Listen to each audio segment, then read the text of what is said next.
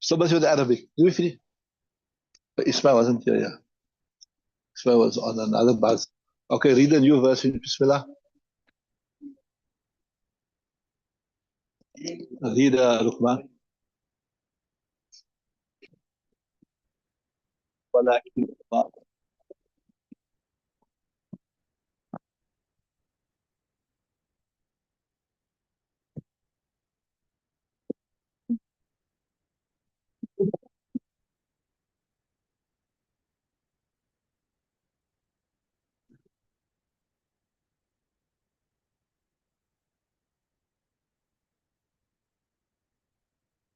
Bismillah.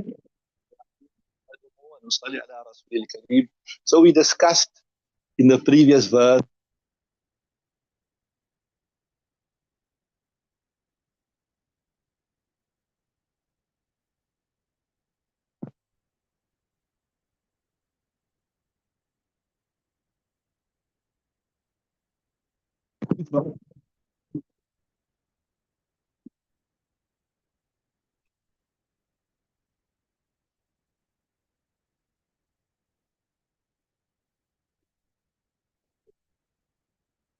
the نعم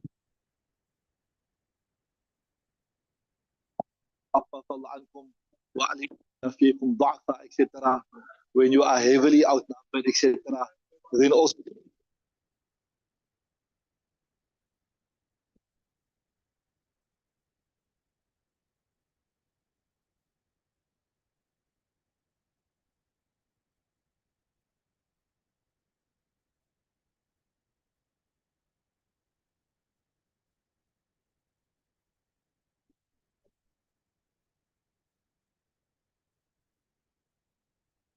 then is it up? It went into the direction of the enemy, and it went into the eyes of all the enemies, and they were blinded. And that's how the Muslims conquered them, so that He may bless the believers with a good favor. Surely Allah Ta'ala is all hearing, all knowing. So this great victory was achieved by Muslims in the background, which was initially full of dismay and hopelessness. So initially the Muslims, they thought they heavily outnumbered, they heavily outgunned, etc. So when they returned to the battlefield, they started talking about it.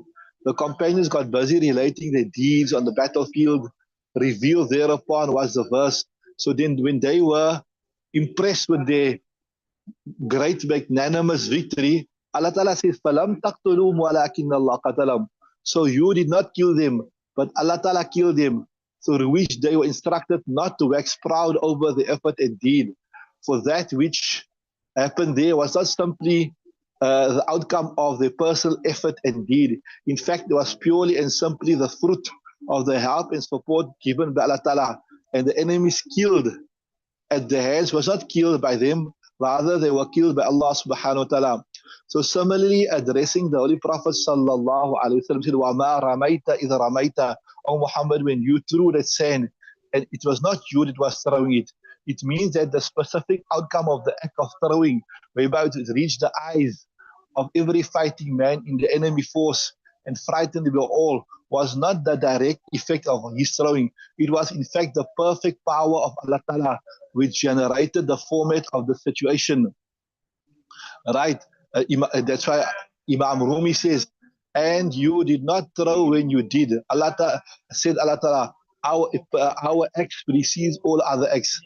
Certainly valuable for the Muslims, more valuable than the victory in jihad was the instruction which disengaged their minds from means and tied it up with the master provider of all means, and through it saved them from falling into the trap of pride and arrogance which generally intoxicate victorious nations.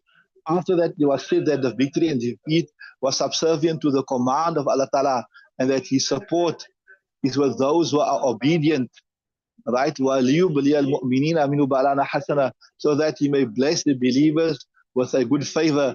It means that Allah Ta'ala blessed the believers with this great victory in order to give them the best of return for their obedience and struggle. The literal meaning of the word bala is test or trial. As for the test taken by Allah Ta'ala, it sometimes comes when somebody is put to distress or hardship. And the occasions when this is done by giving someone comfort and wealth.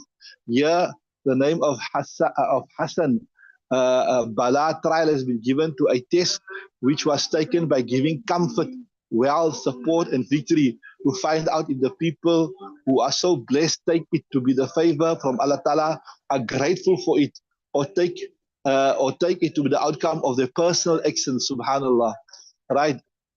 Or that they become proud and arrogant and undo what they did, because there's no room for pride from anyone besides Allah Ta'ala. ذَلِكُمْ وَأَنَّ اللَّهَ مُهِنُ كَيْدُ الْكَافِرِينَ. And apart from that, Allah Ta'ala is the one who frustrates. Allah Ta'ala is the one who frustrates the device of the believers. In contrast to this, yet another benefit which come out of this victory has been described in the 4th verse. ذَلِكُمْ وَأَنَّ اللَّهَ مُهِنُ كَيْدِ الْكَافِرِينَ. Apart from that, Allah Ta'ala is the one who frustrates the device of the disbelievers. In other words, it can be said that the Muslims were blessed with this victory for yet another reason. That is, the plans of the disbelievers should be rendered ineffective through it. Something which would make them understand that divine support is not with them, and no plan can succeed without it. The 5th verse carries an address to the defeated believers from the tribe of the Quraysh and refers to an event which came to pass when the Quraysh army was about to depart Makkah on their mission to confront the Muslims.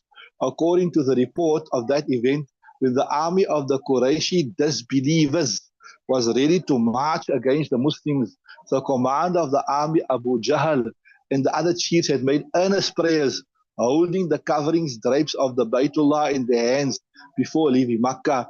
Strange as it would seem, they did not specifically pray for their own victory. Rather, the prayer they made was in general terms, and his words were addressed, "O Allah, let victory come to the superior most out of the two armies." So they said, Ya Allah, who is the better of the two armies, let them get victory.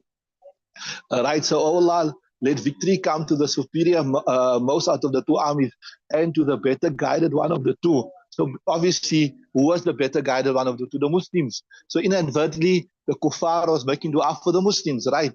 And the two armies, and to the better guided one of the two groups, and to the nobler one of the two parties, and to the religion and faith which is most sublime of the two, subhanallah. Just something I want to show you. We know normally that Allah Ta'ala does everything, isn't it? Allah Ta'ala does everything. But certain times in the Quran, in the Hadith, you see certain acts are attributed to Allah directly. Like here, everything you do in your life, isn't it with the qudrat and the power of Allah Ta'ala? You sitting here, even you reading, that is done with the qudrat and the power of Allah Ta'ala, right? And here Allah Ta'ala is saying, فَلَمْ تَقْتُلُوهُمْ وَلَكِنَّ اللَّهَ قَتَلَهُمْ وَمَا رَمَيْتَ إِذْ رَمَيْتَ وَلَكِنَّ اللَّهَ رَمَى. Here it is attributed to Allah subhanahu wa ta'ala. Whilst we know that everything that happens in the world happens with the permission and the qudrat of Allah Ta'ala. So what makes this different that it is specifically attributed to Allah Ta'ala? Who can tell me? Who can tell me why this is specifically? You understood the question I'm asking? Look at everything you do in your life. You eat, you sleep, you drink, you drive, whatever, right? Maybe the online people can also help us with this answer. It is with the qudrat and the power of Allah Ta'ala, isn't it? Right? But here, Allah Ta'ala is saying specifically that you did not kill them, but Allah Ta'ala killed them.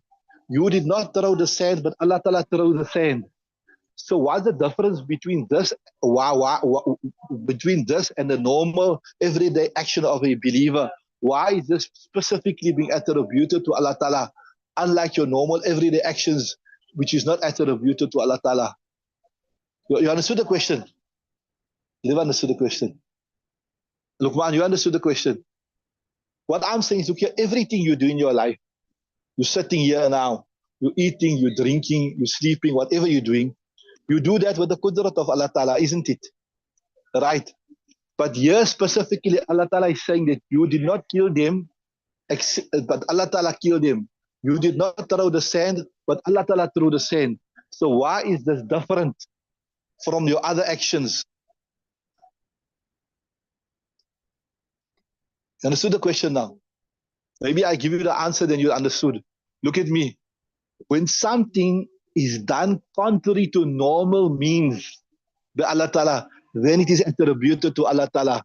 But when it follows the normal means of cause and effect, then it is not attributed to Allah Ta'ala. So here, when Nabi Sallallahu threw the sand, I mean, it's not possible to throw sand into the eyes of every single person. So that was contrary to normal means. You understand what I'm saying? So when something is done contrary to normal means, then it is attributed to Allah subhanahu wa ta'ala. But when something is not done it is done according to the normal means, then you attribute it to who? You attribute it to the insan, although we know that Allah ta'ala is the controller behind it. You understand what I'm saying? Okay, Moulana Nazim is here. Let's see what they say here.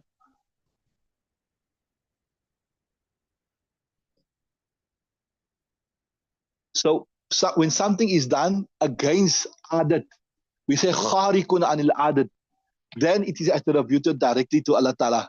Like even that verse, innaka la tusmi'ul mauta wala, was it innaka la tusmi'u walakin Allah, you do not make the dead hear. That also, it is kharikun anil adat, it is out of the normal habit. You understood that? Let's stop there. Subhanallah bihamdihi.